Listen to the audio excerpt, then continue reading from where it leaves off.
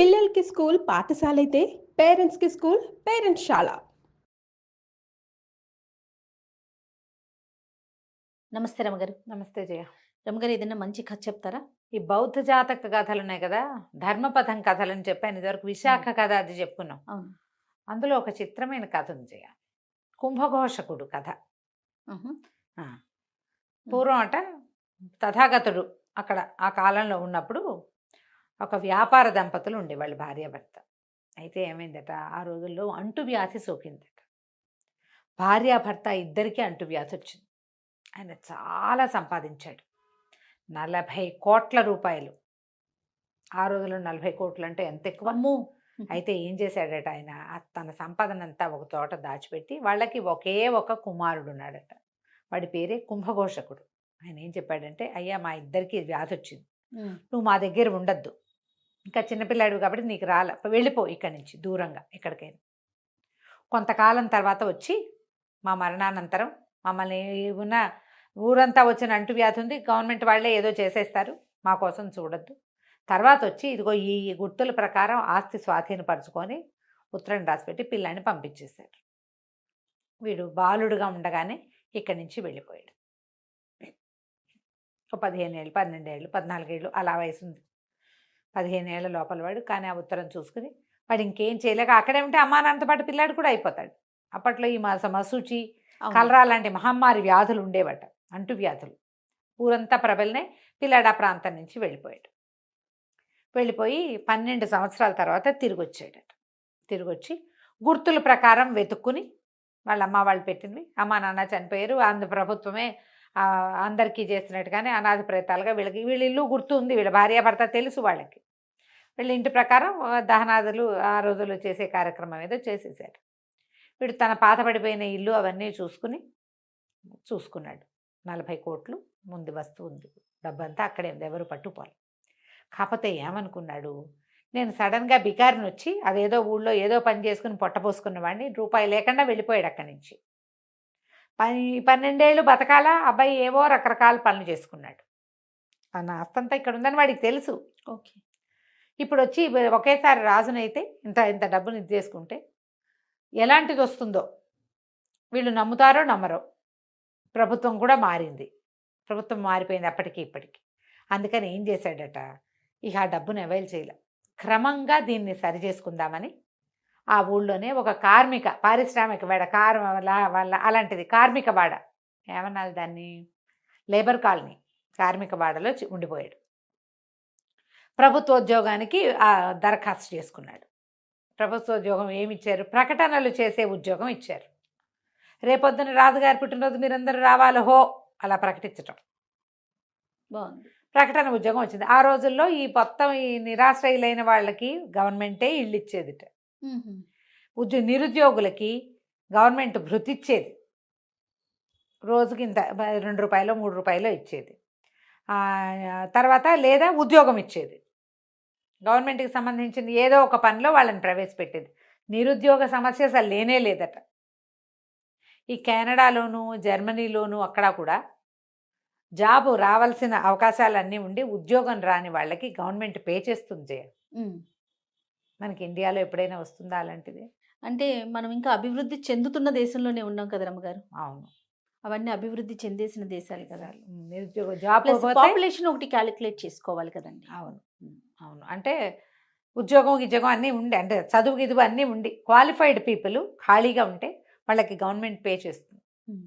సరే, ఈ కుర్రవాడికి ప్రకటనలు చదివే ఉద్యోగం ఇచ్చారు. ఆ ప్రకటనలు చేసుకుంటూ ఉండేవాడు, కార్మిక వాడలో ఉండేవాడు. కొన్ని రోజులు గడిచినాయి. ఆ రాజ్యానికి అప్పుడు రాజు బింబిసారుడు. మనకు తెలుసు కదా, బింబిసారుడు అలాంటి పేర్లు ఉంటాయి. ఈ బింబిసారుడు రాజ్యానికి ఉన్నప్పుడు ఒకరోజు ఏమైందంటే, రాత్రి వేళ ప్రకటన వస్తుంది. ఈయన సౌధంలో బయట కాళ్ళు చాపుకునుకున్నాడు. ఒక పరిచారిక ఆయనకి వీవెని పెట్టి విసురుతోంది. ఆ ప్రకటన వినపడింది. ఏమని, రేపొద్దున ఈ రాజపత్రిక చదవాలన్నమాట, రాజుగారు ఈ ప్రకటన చేయించారు, దీన్ని ఫాలో అవ్వాల్సింది అని. ఏదో పన్నుల గురించో ఏదో. ఈయనట్లా కళ్ళు మూసుకుని, ఆహాహా ఏం కంఠం, కోటీశ్వరుడి కంఠం అన్నాడు. అనేసరికల్లా ఈ పరిచారకుంది కదా, ఏమిటి స్వామి, ఏమిటి ప్రభు, ఏమంటున్నారంటే, ఆ ప్రకటనలు చదివేవాడు ఆ పని చేయవలసిన వాడు కాదు, వాడి కంఠం కోటీశ్వరుడి కంఠం, వాడి గొంతులో వాడి డబ్బు పలుకుతోంది అన్నాడు. రాజపరిచారు కదా, నేను కనుక్కుని వస్తాను అవునో కాదు. అతను ఎందుకు ప్రకటనలు చదువుతాడు? కోటీశ్వరుడు అయిన వాడు ప్రకటనలు చదువుతాడు? అదే కదా. ప్రకటన చదవటం ఒక ఉద్యోగం. నేను చూసొస్తానంది.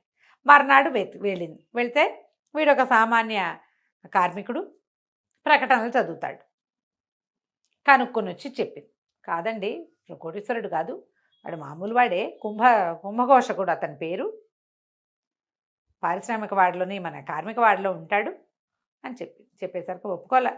కాదు, నా 6th సెన్స్ చెప్తోంది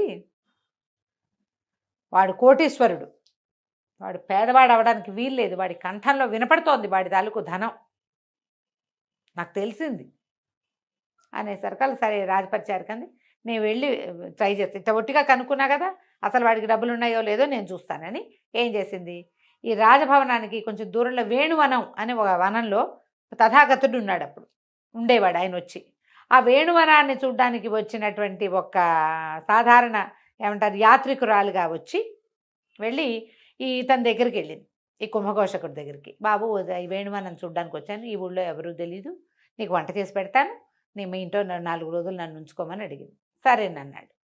అప్పట్లో అట్లా ఆశ్రయం ఇచ్చేవాళ్ళు. ఈ వేణువనం చూడ్డానికి వస్తే చుట్టుపక్కల ఇళ్లలో ఎవరో ఒకళ్ళ ఇంట్లో అడిగి ఆశ్రయం పొందొచ్చు. ఈ కార్మికవాడ వేణువనం కొంచెం దగ్గరలో ఉన్నాయి. అతని ఇంట్లో దిగింది. వారం రోజులు 5 రోజులు ఉంది. అతని సామాన్య జీవనం, రోజు ఉద్యోగానికి వెళ్తాం, వాడి గిన్నెలు వాడే తోముకుంటాడు, వాడు అన్నం వాడే వండుకుంటాడు, వాడి ఇల్లు వాకిలే వాడే పుడుచుకుంటాడు, వాడి బట్టలు వాడే ఉతుక్కుంటాడు, టంచనగా వెళ్తాడు, టంచనగా వస్తున్నాడు. ఏం కనపడలా.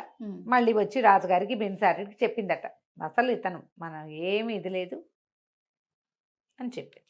తర్వాత కొద్ది రోజుల్లో ఒక కొత్త ప్రకటన వచ్చింది, విశ్వకర్మ పూజ చేయబోతున్నారు రాజ్యంలో, కార్మికులందరూ తలా ఒక వరహ సమర్పించాలి అని చెప్పి. ఇది ఎక్కడికి వస్తుంది, ఆ డబ్బంతా ఒక డిబ్బెన్న వేసి ఆ డబ్బుతోటే విశ్వకర్మ పూజ చేశారు. విశ్వకర్మ అంటే పనులు చేసేవాడు, విశ్వకర్మ ఇవి కడతాడు కదా, ఇల్లు వాకిళ్ళు కట్టే ఆయన, దేవుళ్ళందరికీ కూడా శిల్పి, దేవ శిల్పి. అందుకని కార్మికులందరూ కూడా ఆ అందులో పనులలో భాగాలే కాబట్టి ఆ పని ఆయన పూజిస్తారు, కార్మికులంతా పూజిస్తారు. ఈ పూజించే వాళ్ళు వీళ్ళందరూ తలా ఒక వరహ ఇవ్వాలంటే సరే ఏమైంది, వరహాలు అందరూ తలా ఒక వరహ వేస్తున్నారు. మన కుంభఘోషకుడి దగ్గర వరహ లేదు. ఇతను ఏం చేశాడు, సరే అని తన ఇంటికి వెళ్ళి దాచిపెట్టుకునే డబ్బులు వేయించి ఒక వరహ తీసుకొచ్చాడు. ఎప్పుడైతే ఈ కుంభఘోషకుడు వరహ ఇచ్చి తన పేరు రాయించుకున్నాడో వీడి వరహ తీసి పక్క పెట్టి రాజుగారి పంపించారు. ఎవరి పని వాళ్ళు చేస్తారు కదా. చేస్తారు. ఆ వరహ పరిశీలించారు. వరహ పరిశీలిస్తే ఆ వరహ ఈనాటిది కాదు, ఇప్పటికి 20 సంవత్సరాల క్రితం ప్రింట్ చేయబడింది. లేటెస్ట్ వరహాలు చాలా వచ్చేసాయి. బిందుసారుడి పేరు ఉంటుంది కొత్త వరహాల మీద. పాత వరహాలు ఉన్నా కూడా ఇంత పాతది ఉండడానికి వీల్లేదు. ఎప్పటికప్పుడు డబ్బు మార్కం తీసేసేవాళ్ళు. ఓ, అప్పుడు కూడా ఉందా? విశ్వనాథ సత్యనారాయణ గారిది పాతి పెట్టిన నాణెములు అనేది ఒక నావెల్ ఉంది. 2 అన్నదమ్ములు వాళ్ళు. ఓకే, అది ఇంకో కథ, కానీ ఇందులో చెప్పేస్తున్నాను. 2 అన్నదమ్ములైతే తన పేరుతోటి ముద్రింపించాడు. పెద్దవాడు, 2 ట్విన్స్ వాళ్ళు. రెండో వాడు మొదటి వాడిని సంహరించి ఆ నాణ్యాలన్నీ పాతి పెట్టించేస్తాడు. ఓహో, తన పేరు వేసుకుంటాడు. మళ్ళీ ఆ చివరికి అతని భార్య కడుపుతో ఉన్న ఆవిడ పారిపోతుంది, ఆ కథలో వెళ్ళిపోతుంది. ఆ పిల్లవాడు రాజు అవుతాడు, మళ్ళీ వస్తాడు వెనక్కి. తండ్రి మరణించాడని తండ్రిని అతన్ని చంపరు, కవలల్లో ఒకడిని సంహరించరు, దాచిపెడతారు. ఓకే, అది లెక్క. పైగా వాడు చనిపోతే రెండో వాడు కూడా చనిపోతాడు. అది వాళ్ళ ఇది. అందుకని ఆ రాజుని, నాణ్యాలు ముద్రించిన రాజును ఉండనివ్వకుండా పెద్దవాడిని, చిన్నవాడు ఏం చేస్తాడు, పెద్దవాడిని దాచేస్తాడు ఎక్కడో. ఆయన బయటికి తీసుకొస్తారు. అతను తీసుకొచ్చే క్రమంలో అతను చనిపోతే రాజు కూడా చనిపోతాడు. ఓకే, అతని కుమారుడు రాజు అవుతాడు. ఆ పాతిపెట్టిన నాణ్యాలు తీయబడతాయి. పేర్లు గబుక్కుని గుర్తు రావట్లేదు. ఈ పాతిపెట్టిన నాణ్యాలు ఎంత బాగుంటుందో, ఎవరైనా ఆసక్తి ఉన్న వాళ్ళు చదువుకోండి. విశ్వనాథ సత్యనారాయణ గారు ఇలా జరిగేవి ఆ రోజులు. ఆ నాణ్యం పట్టుకుని ఆయన పిలిపించాడు. ఈ నాణ్యం ఎక్కడిది, ఇది ఎప్పటిది, ఏమిటి అని ఆ చుక్కి తీసాడు. కుంభఘోషకుడికి ఇక తప్పలేదు, చెప్పాల్సి తప్పక నేను ఫలానా వ్యాపారస్తుడి కుమారుని, నా ధనం ఇది, నా తండ్రి సంపాదించింది, నేను అది ఒకేసారి దాన్ని తీసుకుంటే ఈ రాజ్యంలో ప్రభుత్వం మారింది కాబట్టి ఏమవుతుందో నేను అది తీసుకోలేదు అనగానే రాజు చాలా సంతోషించి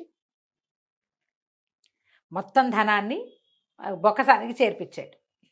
చేర్పించి తన కుమార్తెల్లో ఆఖరిదాన్ని కుంభకోశకుడికి ఇచ్చి వివాహం చేసి అబ్బా కోశాధికారిగా చేశాడు. నీకు డబ్బు కనపడంగానే ఏం చేస్తారు జయ? ఖర్చు పెట్టేస్తుంటారు. ఖర్చు పెట్టేస్తారు, వాడేస్తారు.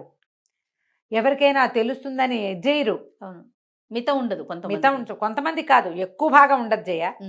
చాలా మందికి ఉండదు. స్పెండ్ చేయకుండా ఉండలేరు. 40 కోట్ల రూపాయల ఆస్తున్నవాడు సాదాసీదాగా కార్మిక జీవితం గడిపాడు. అతనికి అందుకని కోశాధికారిని చేశాడు. అలాంటి వాడు కావాలి, డబ్బు ఖర్చు పెట్టని వాడు. మంచి రాజు, మంచి తెలివిగా ఆలోచించి బింబిసారుడి ఆఖరి కుమార్తెను కుంభఘోషకుడు వివాహం చేసుకున్నాడు. సూపర్. అయితే తర్వాత ఒకసారి తథాగతుడు వేణువనానికి వచ్చినప్పుడు ఈయన తీసుకెళ్ళాడట. ఎట్లా ఇంత కోటీశ్వరుడైనటువంటి అతను కార్మిక జీవితం గడిపాడు, భగవంతుడికి బుద్ధుడికి ఆయన తెలియజేశాడట. తెలియజేస్తే బుద్ధుడు చెప్పిన ఒక శ్లోకం చెప్తారు. అందులో ఏంటంటే, సంయమనం ఉన్నవాడు వాడికి ఎప్పుడు కూడా వాడి కీర్తి సంపద వృద్ధి పొందుతూ ఉంటాయి. స్థిమితం కావాలి మనుషులకి. పెనం మీద పేలగింజలాగా పడిపోకూడదు. అటు ఇటు పడిపోతే ఏమైంది, బయట పడిపోతాం. స్థిమితంగా ఉంటే మన గుర్తింపు మనకు వస్తుంది. అతనికి గుర్తింపు వచ్చింది, సంపద వచ్చింది, కీర్తి వచ్చింది. సూపర్. మనం ఎంత నీతి ఉందో రమ్మగారు, ఆలోచిస్తే చాలా మంచి నీతి కథ. ఈ ధర్మపదం కథలు చాలా బాగుంటాయి. కాకపోతే చిన్న చిన్న కథలు. ఎక్కడ చిన్నదండి, చాలానే చెప్పారు రమ్మగారు. నేను చెప్పాను కాబట్టి మీరు చదివితే పేజీన్నర కథ ఇది. అవునా? మధ్యలో విశ్వనాథ్ సత్యనారాయణ గారు వచ్చారు కదా. అవునవును, అందుకని కథ పెరిగింది. రైట్ అండి. నమస్తే రమ్మగారు. నమస్తే.